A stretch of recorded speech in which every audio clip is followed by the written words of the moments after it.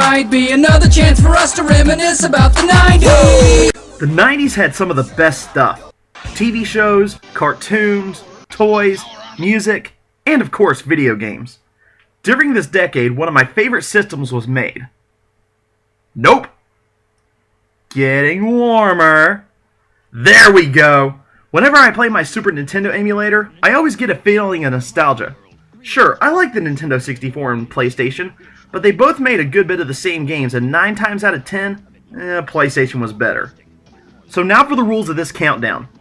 No remakes of original NES games can be on this list. So as much as I love Super Mario All-Stars and Ninja Gaiden Trilogy, well, sorry guys, maybe next time. And also, if a game from a series is picked, a game from the same series can't be picked. I will confess though, a good bit of these games on this list are really mainstream.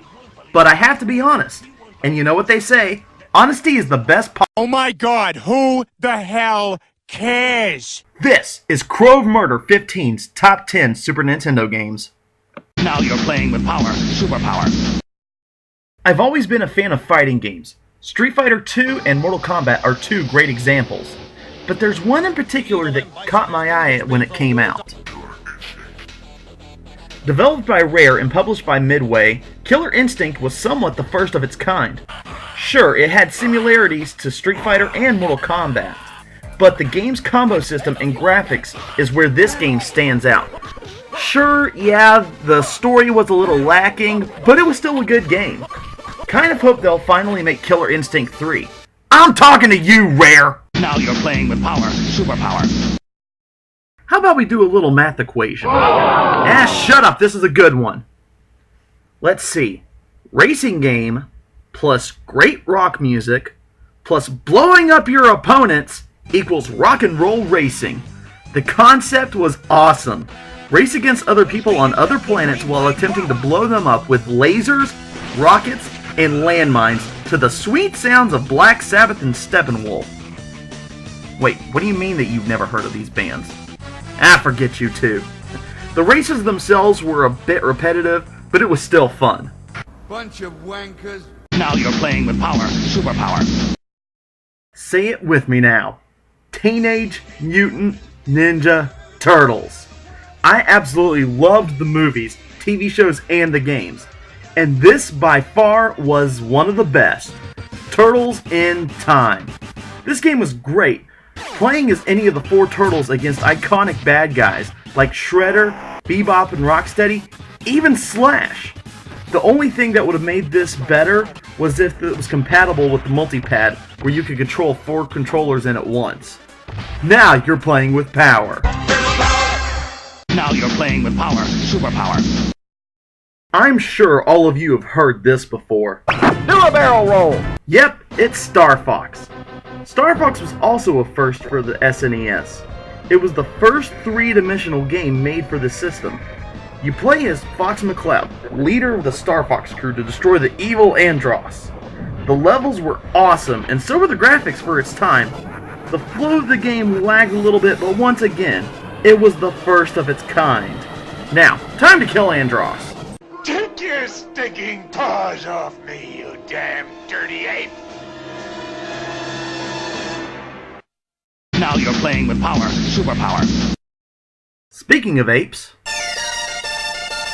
the first game was great, and the second one just added more awesomeness. What? Hang on a second. Hey! Is awesomeness a word? It is? Okay, thanks. Anyway, so Donkey Kong gets kidnapped by Captain K. Rool, and it's up to Diddy to save him along with his friend Dixie. Wrong, Dixie. The first game had tons of hidden rooms. The second one added on to this and included bonus coins that you can use to gain access to secret levels. These levels were a lot harder than the normal ones. Sound familiar? Oh, now that I think about it, I have a sudden craving for bananas. Ring, ring, ring, ring, ring, ring, ring, banana phone. Moving on. Now you're playing with power, superpower. It's a bird! It's a plane! It's a little pink marshmallow on a star. Yep, Kirby Superstar. For those of you not familiar with the Kirby series, Kirby is a warrior from Dreamland that has a copy ability, meaning that he can swallow up his enemies and gain their abilities, like sword, beam, parasol, and yeah, sleeping. This game had all kinds of different modes, like Spring Breeze, just a very normal platform style, or Gourmet Race, where you race King Dedede and see who can eat the most. The only thing I don't even think I see are Pop-Tarts. What can I say? I'm a slave to trends. The more you play in the game, the more modes you unlock. Finally unlocking the arena, which, in my opinion, is one of the hardest things in this game. There are also a couple of mini-games that you can play. But the coolest feature by far is the helper. When you have an ability, you have the chance to create a helper that is controlled by the CPU. But if you have a second controller, then you can have a second player control that helper. Pretty sweet, huh? Now you're playing with power, superpower. I'm probably going to get a lot of hate for this one. Okay, I'm sure most of you are going right now, what? This beat out Super Mario World? What's wrong with you?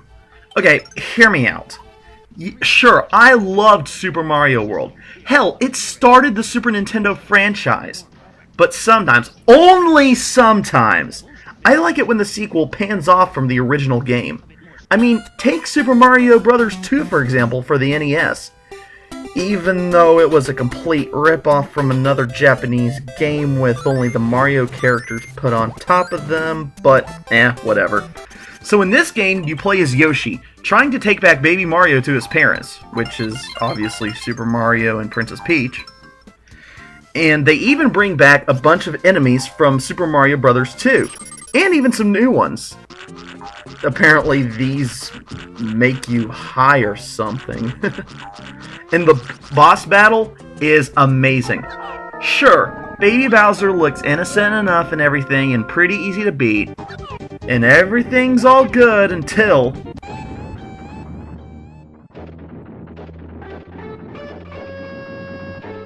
Holy sh**!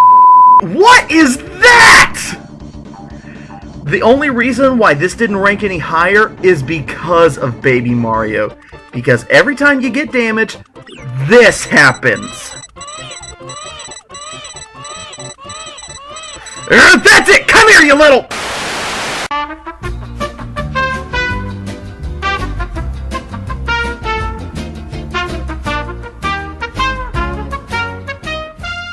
Now you're playing with power, superpower.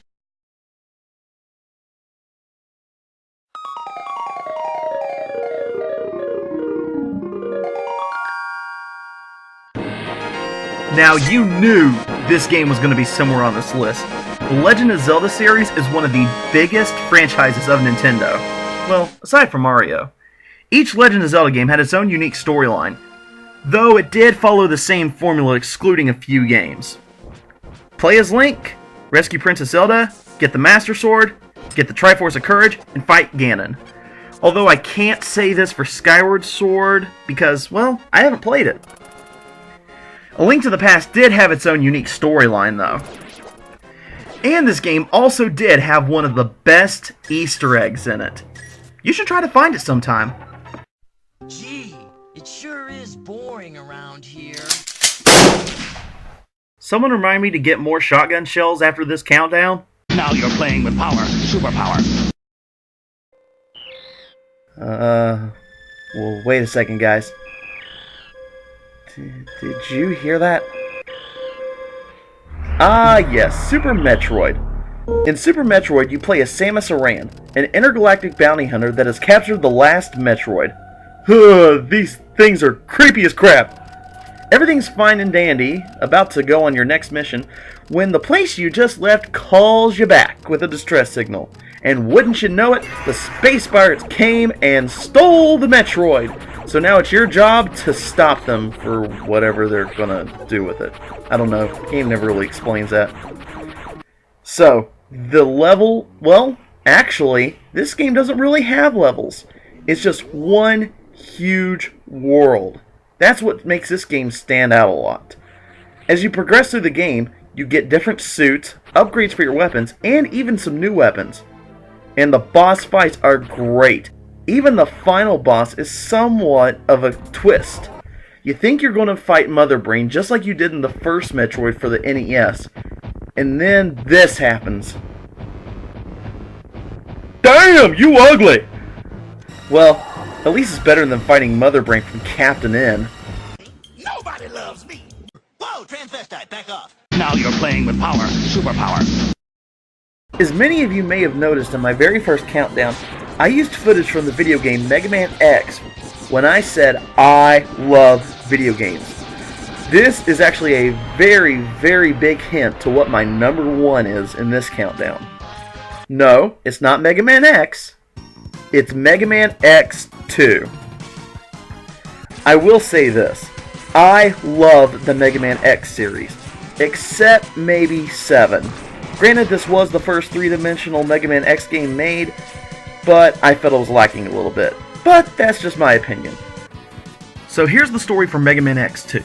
It's been 6 months since the first Mega Man X game, and the rest of the Maverick Hunters are trying to find the last of the Mavericks and wipe them completely out, finding a hidden base at an abandoned Reploid factory.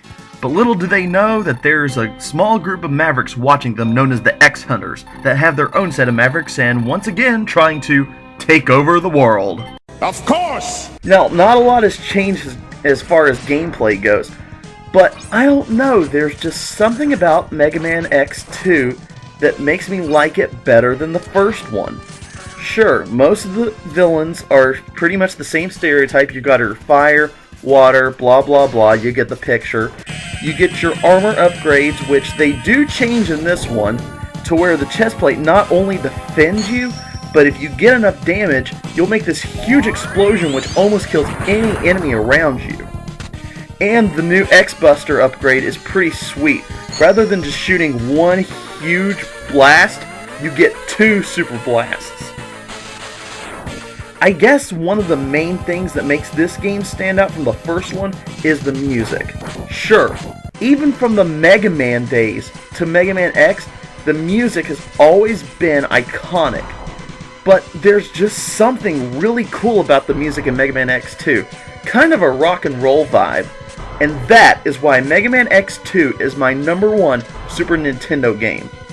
I'm Crow of Murder 15. Now I'm gonna go blast up some Mavericks.